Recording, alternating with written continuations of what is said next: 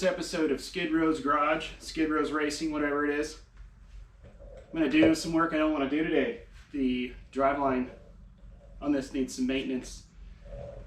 This is my wife's main car / our road trip car, all that stuff. It's pretty much stock. It says like lowering springs. Had to do a couple things to make the fender gap even, but that's, you know, like shim up the back a little, take a ring thing out of the front, and they're just H&R springs. A little over a year ago, did some suspension refresh on it.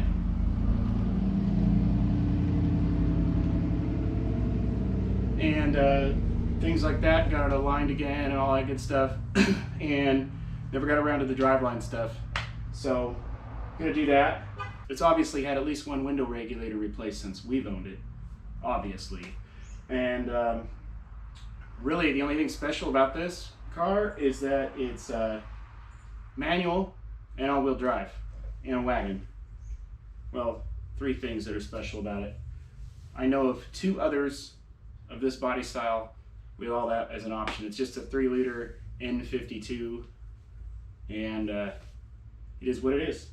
So, if it doesn't bore you too much, we'll show a couple things about the driveline stuff. So we got the guibos, flex joint things, whatever you want to call them. One goes in the front, one goes in the back. Figure that out when we're there. We got the little bushings that center the driveline in there. And I don't know why they had to do these front and rear, but I guess there's no U-joints to fail. Well, there's probably one in the middle because we got that. Whatever. It's OEM Koyo stuff, at least I think it's OEM. Because it's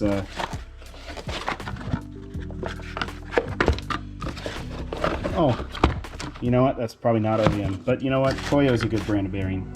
So that's the center support dealie. And then I don't even know what those are. I ordered these over a year ago, and it looked like I might need them. So if I don't need them, I guess I have odd souvenirs. Look at that, made in Germany. That's where that was made.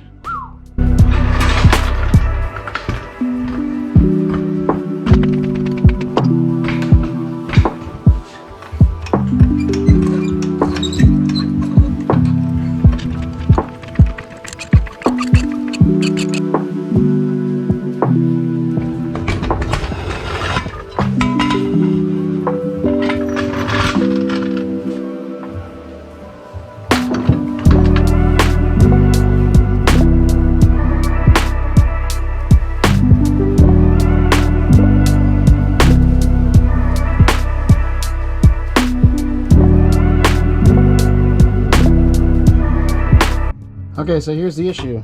All that, I think, is just water. It's kind of wintry and stuff, and it doesn't smell like anything, so I'm gonna go with that. But that little buddy is cracked, and you can't really see the other one like this. To access the driveline, I'm gonna have to remove the exhaust, and I don't like the looks of that. So what I'm gonna do is start out with putting whatever kind of penetrating oil I have on there, brushing it into it, and I'm going to use heat and be really, really careful.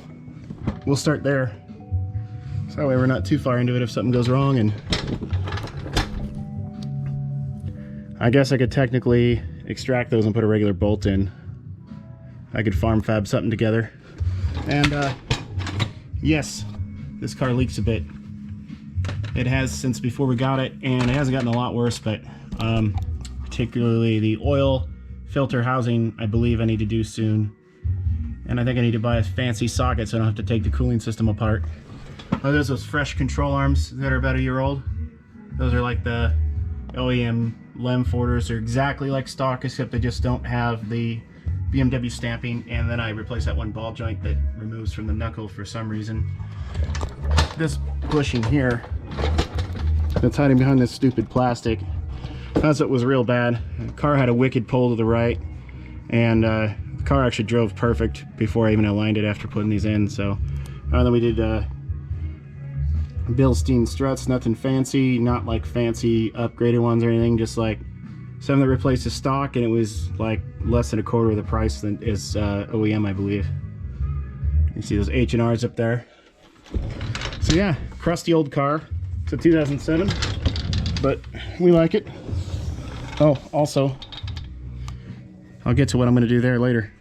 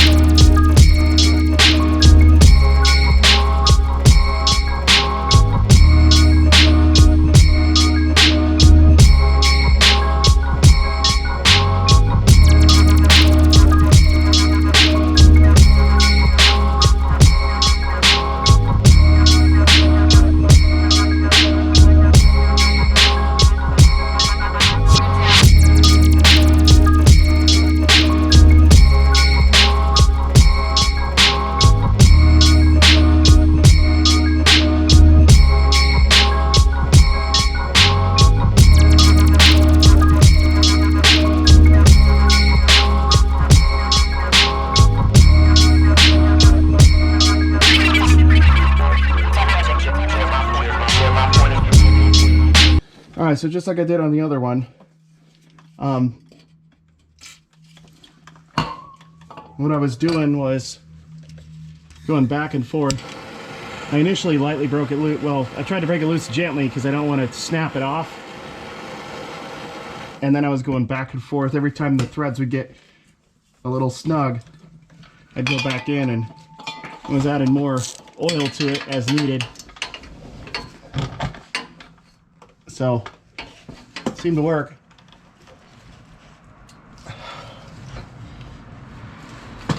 Alright, so it lightly went, and then I'm just going to work it back and forth. This one's easier. Like I said, the other one was a lot worse. This is just nuts. One might say these nuts are exhausting. One might say that this ratchet really drives me nuts. So I skipped filming taking that out, but it's pretty straightforward. It's a heat shielding between the exhaust and the driveline. Took the driveline out, and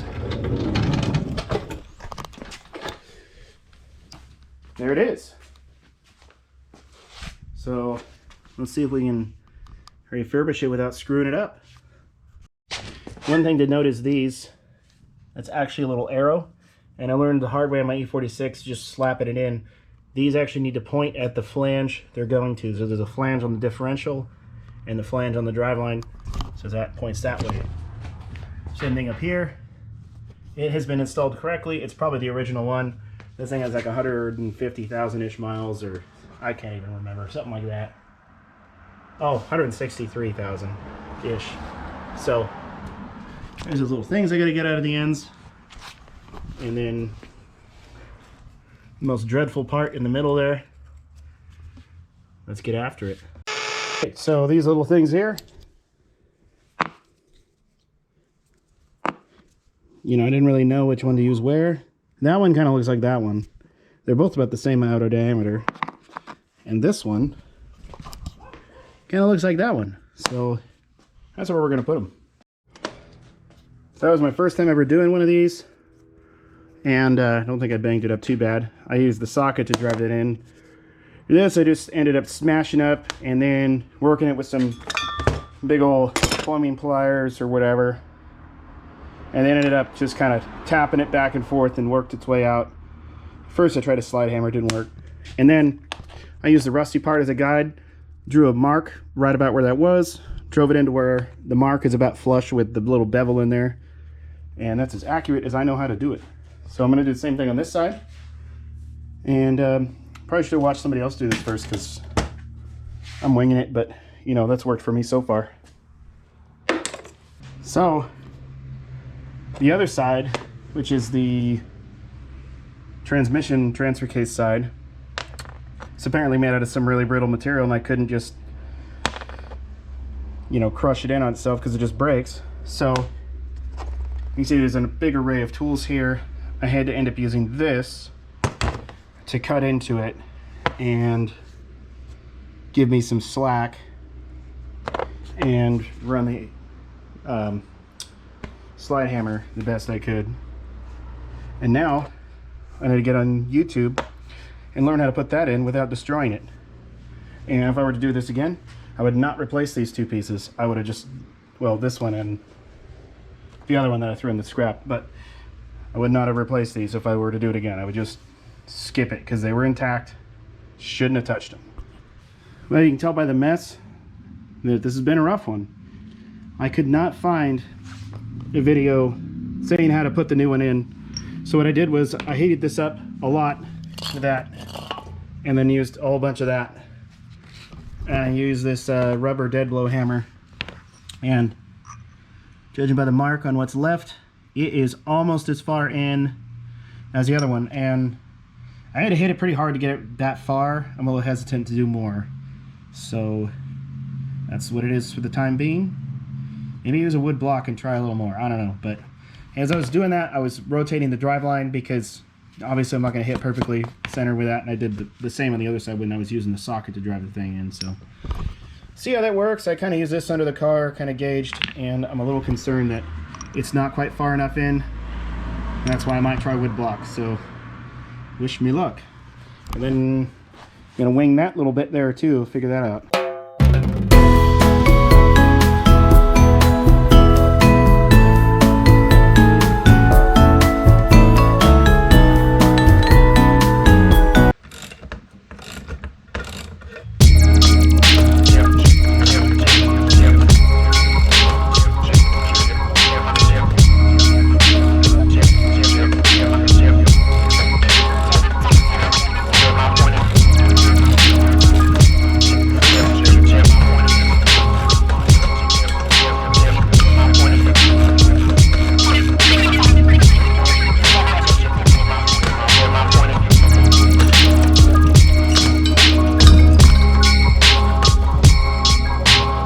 So basically I just ripped that off by trying to hammer on it like a caveman, and then use my handy dandy Harbor Freight Polar set to get that off.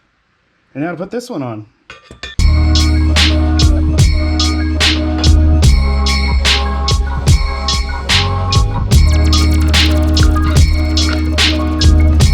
Found a piece of tubing that fits the bearing pretty well. So we're going to try that out very, very, very carefully. So I don't want to mess up the little sealy looking bit.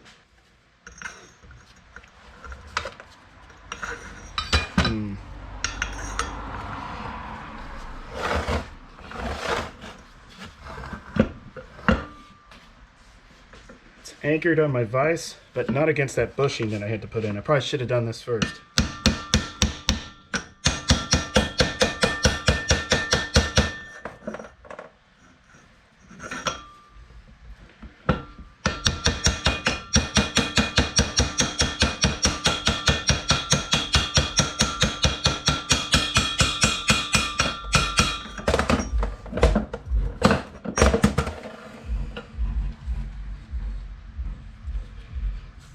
That is the easiest I've ever put one of those on there. But I've only done it like once before.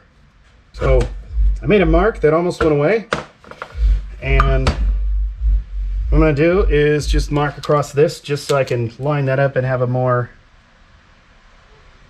straightish path. There was a little Sharpie mark on there, but obviously that didn't work. Oh, that would have been terrible. Gotta put this on first. Yeah, that goes on that end, so.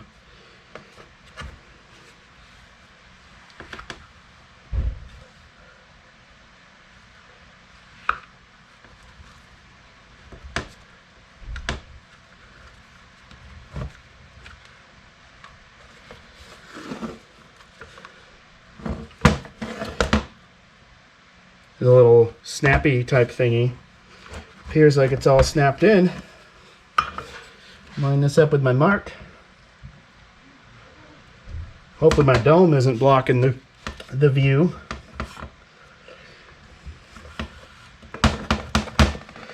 You know, I don't think it would hurt to put a little grease on that bad Larry. Let's do that. So there wasn't much on there before, so I did not add very much.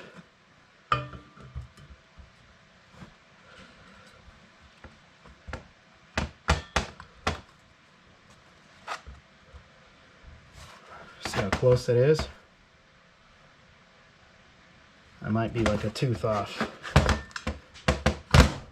Or a spline, whatever you want to call it. It's closer than that, so that's got to be...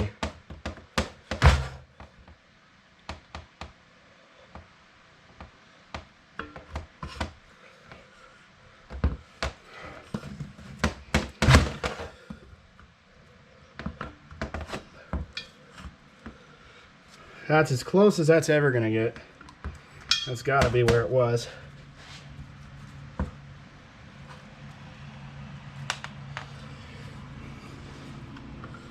All right.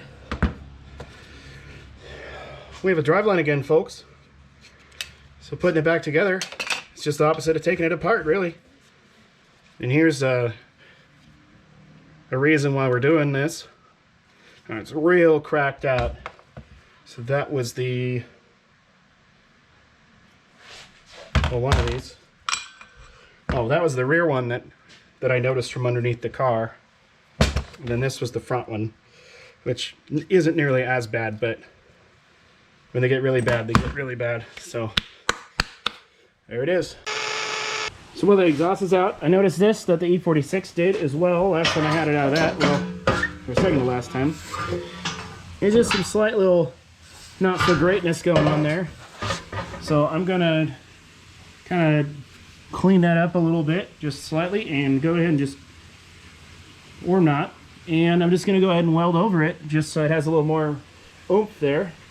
And then see how much energy I have today. But this that I did years ago rusted out, so got some new stuff that I began to make for that already. And we'll see how it goes.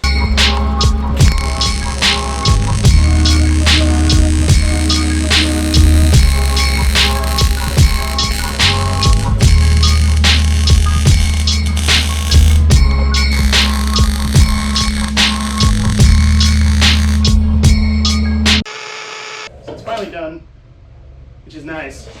It's been over a year since I've been meaning to do that, and I'm going to leave it on jack stands for the night because after work I may get ambitious and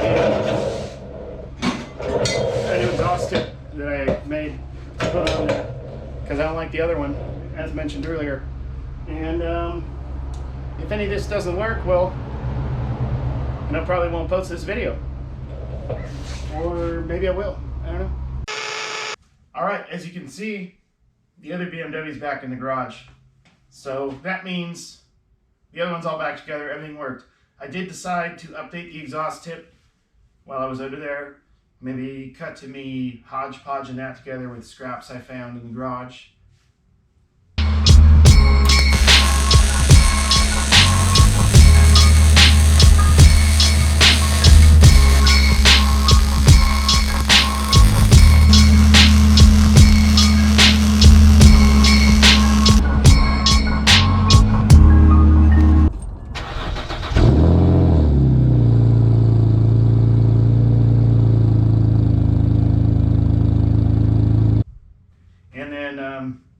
Yeah, exhaust sounds better. Biggest thing is taking off from a stop and shifting is easier and nicer in that car. We put a bunch of miles on it and car's feeling great. Really glad I did this project to the car. So chip, chip, chip, chip, chip, chip, chip, chip.